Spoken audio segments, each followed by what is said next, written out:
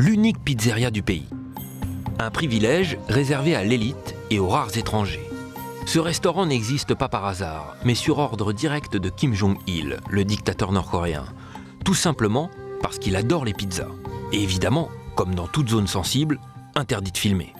Tout est parti d'abord de sa volonté de manger de la cuisine italienne, qu'il apprécie beaucoup.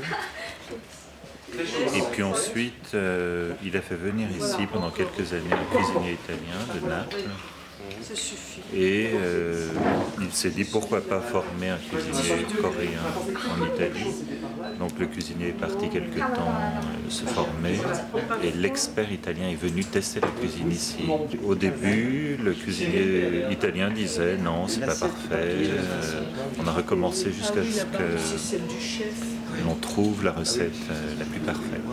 C'est donc le seul pizzaiolo nord-coréen qui va préparer le dîner des Français. Dans les cuisines, le personnel fait chauffer les fours entre deux pannes de courant. Le petit chouchou du dictateur, c'est lui, l'un des rares Nord-Coréens à avoir eu le droit de sortir du pays. Il y a 2 ans, je suis allé à Rome, en Italie, pour apprendre à faire des pizzas.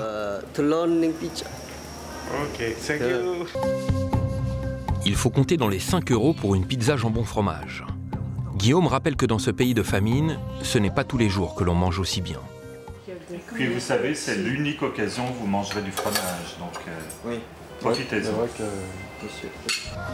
Au moment de payer, on a le choix, dollars ou euros, mais pas en monnaie locale, qui est interdite aux étrangers.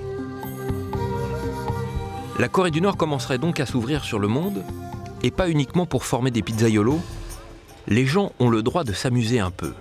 Des bateaux sur le fleuve, Taedong, des animaux de compagnie comme ce petit chien. Les jeunes font du roller sur la place du peuple. Et il n'est plus exceptionnel d'avoir des téléphones portables, mais uniquement pour des appels locaux.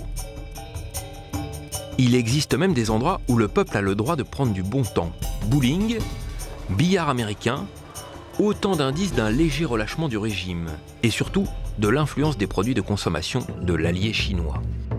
Ces bouleversements, nos touristes ne s'en rendent pas compte. Ce qu'ils cherchent, c'est du traditionnel. Et pour ramener des souvenirs typiques, quoi de mieux que l'Institut de broderie de Pyongyang. Mais à peine arrivé, une mauvaise nouvelle. Les brodeuses sont invisibles et le resteront. Il y a toujours un truc qui colle. On va se faire rembourser. Et vraiment, on peut pas avoir 1 ou 2 brodeuses Au travail? Au travail, juste 1 ou 2? Une, 2, oui. Est-ce qu'il y a dans ce musée des pièces de broderie anciennes? Oui. Oui, ah, très bien. Les fameuses broderies anciennes, les voici. 2 petits chatons dans le noir, on n'y voit rien.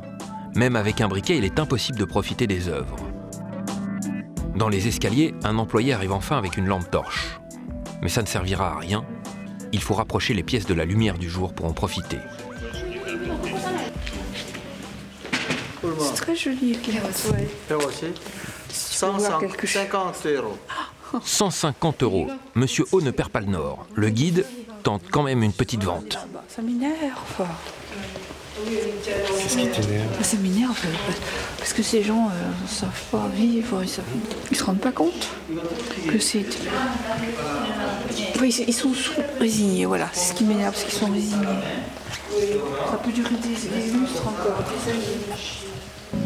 La jeune retraitée semble oublier où elle est, dans une dictature totale où il est impossible de se révolter. Le jugement des touristes est sans appel. Bon, ben c'est décevant. On n'a pas du tout vu de pièces anciennes. Il n'y en a aucune là. Il n'y a pas de vêtements. Enfin, si. Leur expliquer que non, c'est à la machine, ça produit s'ils pas veulent vendre des trucs, ben, ils n'ont qu'à les allumer. Voilà. Bon. Ça peut me plaire, moi, ça. En plus, c'est un savoir-faire et qu'on puisse pas... De toute façon, ils sont tellement enfermés dans leur truc. Enfin, avec Internet, la radio, la télé, moi, je me demande quand même comment ils peuvent Ils ont pas continuer longtemps à penser ça. Ouais.